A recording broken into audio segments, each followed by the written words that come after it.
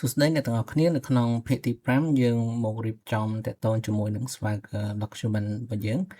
ទី1គឺយើងនឹងធ្វើការកំណត់នៅ title version description របស់ project យើងទី2យើងនឹងកំណត់នៅ text ហើយជាមួយនឹងការ explain ការបញ្យល់តកតងជាមួយ endpoint យើងមួយនៅលើ document ហ្នឹងហើយចំណុចទី3គឺយើងនឹងធ្វើការគ្រប់នៅ endpoint ណាដែលវាមាន path ដូចគ្នាហ្នឹងយើងដាក់នៅក្នុង prefix ម្ដងអូខេអញ្ចឹងអ្នកទាំងអស់គ្នាបើក project ដែលយើង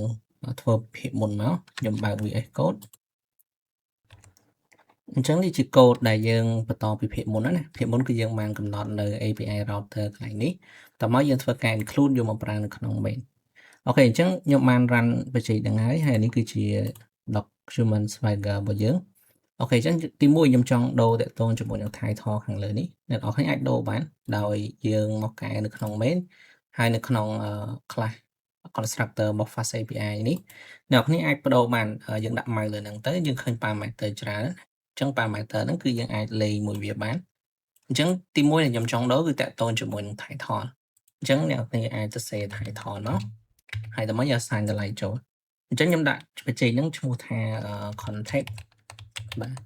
information system API អូខេខ្ញុំដាក់ contact is API អញ្ចឹងទៅបាទអញ្ចឹងដល់ពេលដែលយើង save ហើយយើង refresh មកនេះយើងឃើញនៅ title របស់យើងចំណុចទី2គឺខ្ញុំចង់កែនៅ version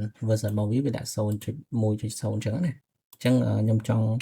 កែ version មក version 1ទៅអញ្ចឹងអ្នកគ្នាអាច call parameter version មកហើយយើង assign តម្លៃឲ្យវាអញ្ចឹង version ហ្នឹងវាជា string ទេយើងអាចប្រើ version v 1.0.0 អញ្ចឹងទៅយើង refresh មួយអ្នកគ្នាឃើញ version ហ្នឹង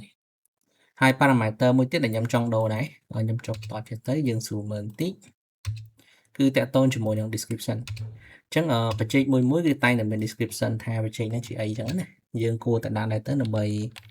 កុំឲ្យពេលដែលយើងខានធ្វើយូរទៅត្រឡប់មកវិញអត់ដឹងថា project ហ្នឹង project អីគេអូខេអញ្ចឹងខ្ញុំដាក់ថា all endpoint បាទ all API endpoint to បាទ CIS project CIS ហ្នឹងគឺ contact management contact information system អាហ្នឹងជា API ដែលយើង build ណាអូខេយើង refresh មួយមកយើងនឹងឃើញ description ហ្នឹងចំណុចមួយទៀតដែលខ្ញុំចង់ដូរដែរតាក់ទងជាមួយនឹង URL ខាងលើនេះគ្នាយើងឃើញ URL ហ្នឹងបើសិនបើយើងវាយ /doc ទៅគឺយើងចូលមកកាន់ page ហ្នឹងឯងតើឧទាហរណ៍ថា URL មួយហ្នឹងយើងអត់ឆ្លាញ់ទេយើងអត់ចូលចិត្ត /doc ទេយើងចង់ដាក់ API doc អញ្ចឹងទៅឧទាហរណ៍ណាឬក៏យើងចង់ដូរ URL ហ្នឹងអញ្ចឹងអ្នកនរគ្នាអាចផ្លាស់ប្ដូរ URL ហ្នឹងបានអ្នកនរគ្នាដាក់ mail លើហ្នឹងទៅនេះយើងដូរ parameter មួយឈ្មោះថា doc URL នេះយើងឃើញទេអញ្ចឹង default វាគឺ /doc ដើម្បីចូលទៅកាន់ document ហ្នឹងណាឥឡូវឧទាហរណ៍ថាខ្ញុំដូរ URL ហ្នឹងខ្ញុំដាក់ doc_URL ខ្ញុំបដូរវាពី /doc/ ឧទាហរណ៍ cdl doc ចឹងចុះអញ្ចឹងនៅពេលដែលយើង save អ្នកទាំងអស់គ្នា refresh ទៅគឺវា not found ទេស្អីវាលែងមាន URL ហ្នឹងឯងអញ្ចឹងបើអ្នកទាំងអស់គ្នាចង់ចូលទៅ document គឺយើងទៅវាយដោយអ្វីដែលយើងកំណត់នៅក្នុងនេះយើងដាក់ /cdl doc អូខេនេះគឺ document របស់យើងនៅលើ URL នេះវិញដូចគ្នាដែរព្រោះ document យើងមាន2មាន redoc មួយទៀតមែនទេអញ្ចឹងអ្នកនរគ្នាអាចដូរ URL របស់ redoc ហ្នឹងក៏បានដែរហើយយើងអាច/មក cdl redoc អញ្ចឹងនៅពេលដែលយើង save យើងចង់ចូលទៅមើល redoc យើងវាយ localhost cdl បាទ redoc វិញអូខេអញ្ចឹងនេះគឺជា redocument អូខេអញ្ចឹងមួយទៀតដែរបើសិនជាអ្នកទាំងអស់គ្នាអត់ចង់បើកឬក៏អត់ចង់ឲ្យចេញនៅ document តាក់ទងជាមួយ endpoint របស់យើងទេព្រោះពេលដែលយើង deploy ប្រើប្រាស់លើ production គឺយើងអត់ចង់ចេញdocument នៅលើ production ទេអញ្ចឹង production ពេលដែលយើងប្រើជា public វាអាចមាន user របស់យើងប្រើប៉ុន្តែពេលខ្លះមិនមែន user ទេអាចជា hacker ក៏ថាបានអញ្ចឹងគេដឹងព័ត៌មាន endpoint របស់យើងអាហ្នឹងគឺអត់ល្អទេ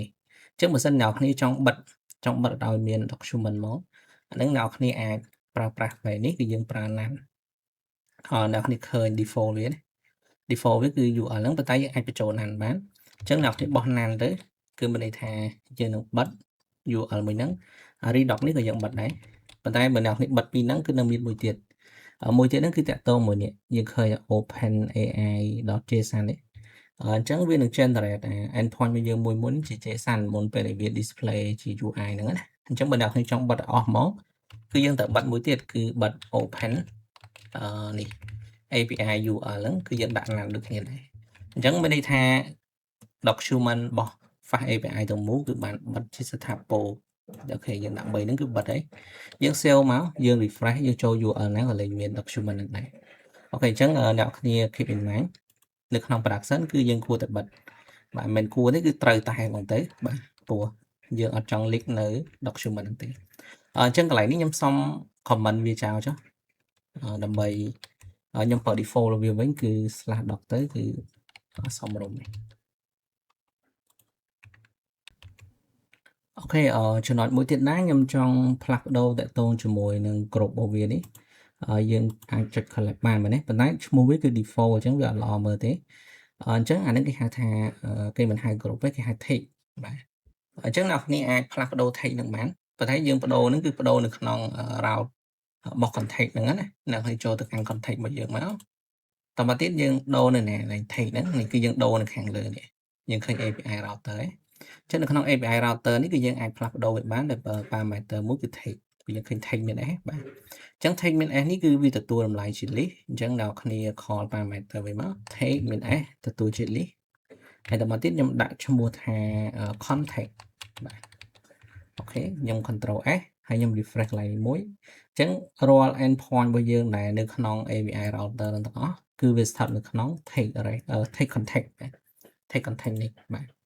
អូខេអញ្ចឹងអានឹងយើងអាចកំណត់អញ្ចឹងហើយបើសិនជាអ្នកទាំងអស់គ្នាចង់ផ្លាស់ប្ដូរមួយទៀតនេះតាក់ទងជាមួយកន្លែងនេះឧទាហរណ៍ endpoint នេះមួយយើងដាក់ get context អញ្ចឹងណាឈ្មោះហ្នឹងគឺវាយកតាមឈ្មោះ function របស់យើងវា convert ទៅធំដើរពាក្យមុខណាប៉ុន្តែបើយើងអត់ចង់ប្រើពាក្យហ្នឹងទេព្រោះពេលខ្លះយើងចង់ explain ឬក៏បញ្យល់ប្រាប់អ្នកដែលគាត់ត្រូវការ integrate មួយ API យើងហ្នឹងឲ្យរៀងក្បោះក្បាយជាងហ្នឹងអញ្ចឹងអ្នកគ្នាអាចបញ្យល់បានឥឡូវឧទាហរណ៍ថាខ្ញុំបញ្យល់តាក់ទងជាមួយនឹង post នេះ endpoint នេះគឺប្រើដើម្បីអីអញ្ចឹងនេះយើងមើលលេខ post ហ្នឹងមកអ្នកគ្នាអាច camera មួយទៅ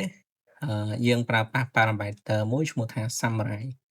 អូខេ summary លេខនេះយើងអាចបោះជា string ចូលទៅអូខេ summary ហើយយើងដាក់ថា endpoint មួយហ្នឹងគឺ to create new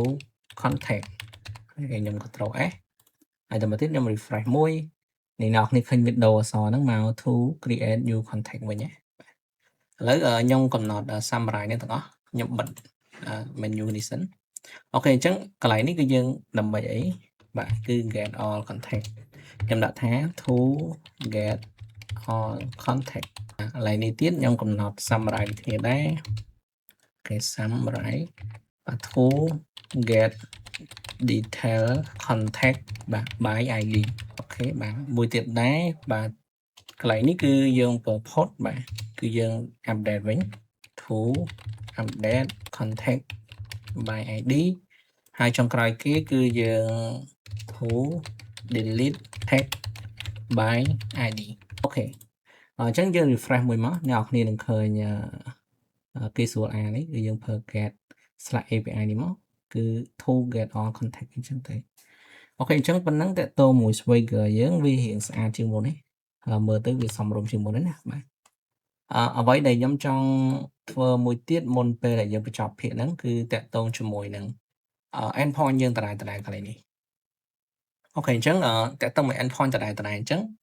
អ្នកនរគ្នាអាចគ្រប់វាបានយើងគ្រប់នៅខាងលើនេះក៏បានដែរវាមាន parameter មួយឈ្មោះ prefix អញ្ចឹង prefix នេះ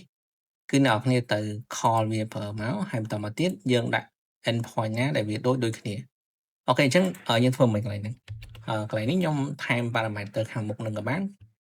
ខាងក្រោយនេះក៏បានដែរហើយយើងវាយពាក្យ prefix អូខេបន្តមកទៀតយើងអាចវាយ /API/v1 ទៅមកហើយបន្តមក /context មាន s អញ្ចឹងអ្នកនរគ្នាមើលទៅដោយសារតែប៉ុណ្ណឹងគឺវាដូចគ្នាអស់យើងឃើញគ្រប់ endpoint នៅក្នុងហ្នឹងគឺវា /API v1 context ទាំងអស់អញ្ចឹងអ្នកនរគ្នាអាចទៅសេនៅក្នុង prefix ទៅអញ្ចឹងកន្លែងនេះយើងមិនបាច់សេទេយើងដាក់ empty string ចោលទៅកន្លែងនេះយើងដាក់ empty string ចោលដែរហើយកន្លែងនេះពួកយើងត្រូវដាក់ /API សំដៅ /ID កន្លែងនេះយើងនៅសល់ /ID មួយ ហើយកន្លែងនេះយើងសល់ slide ID មួយដែរអូខេអញ្ចឹងប៉ុណ្ណឹងគឺយើងអត់ទៅសេតារាតាទេការពិតទៅបើសិនជាយើងទៅសេគឺយើងសេ prefix នេះមុនតមកទៀតយើងទៅសេអានេះទៅដល់យើងមិនបាច់ដាក់វាតគ្នាពីខាងលើហ្នឹងមកណាប៉ុន្តែដោយសារខ្ញុំបញ្យល់អ្នកនរគ្នាអញ្ចឹងខ្ញុំទៅសេអានេះមុនសិនបានខ្ញុំ move មកកាន់ prefix នេះអូខេចាឥឡូវខ្ញុំ refresh មួយមកអញ្ចឹង endpoint នេះគឺនៅដដែលអត់មានអីខុសគ្នាទេអូខេអញ្ចឹងនៅក្នុងភាគនេះគឺខ្ញុំ optimize code ប៉ុណ្្នឹងសិនហើយយើងចូលទៅក្នុងភាគក្រោយគឺយើងនឹងធ្វើតាក់ទងជាមួយនឹងការផុសនៅ contact ថ្មីចូលមកកាន់ API យើងអូខេអញ្ចឹងជួបគ្នានៅភាគក្រោយទៀត